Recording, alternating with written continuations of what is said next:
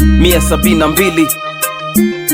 Tuelewane nye watoto wa 2000, tupeni moja ka watu 200. Chasiri, yeah. Lazima tuweke wazi, tusichanganye mafaili, tubainishe nani dem nani pisikali. Nisikilize mimi ni uchambue ukweli, nani mwenye sifa za kuitwa pisikali. Sifa ya kwanza, pisikali mzuri wa sura, ana shepu kaumbika kifua saa 6. Pisi ana ngozi nyororo, hana makovu na anajua kuvaa kila nguo anapendeza. Pisi ananukia malashi ya gharama. Pisi haogei sabuni ya kufulia. Pisi haombi nauli na ya kutolea, yani pisi ukimcheki kiundani ni malaika. Ikumbukwe kuna pisi hafu kuna maponeo, unajiita pisi hujatimiza vigezo. Pisi unashinda njaa huna hata jero, tutolee UTI usituambukize gono. Pisi una titi moja kubwa moja dogo.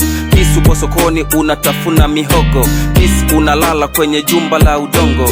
Wewe sio pisi, unafaa uitwe kasongo. Pisi unanuka kwa patoka juzi. Pisi kutwa nzima nguo badilishe. Eti pisi una hata picha ya kuposti, hata ukiposti picha zako hazitrendi. Pisi huna chochote kitu kwenye benki. Pisi unatumika kama choo cha stendi. Pisi unadondoshwa hadi kwenye nyasi, hadi kwenye boma kwa bukujero na chipsi. Pisi ananyota, pisi hanaga mikosi.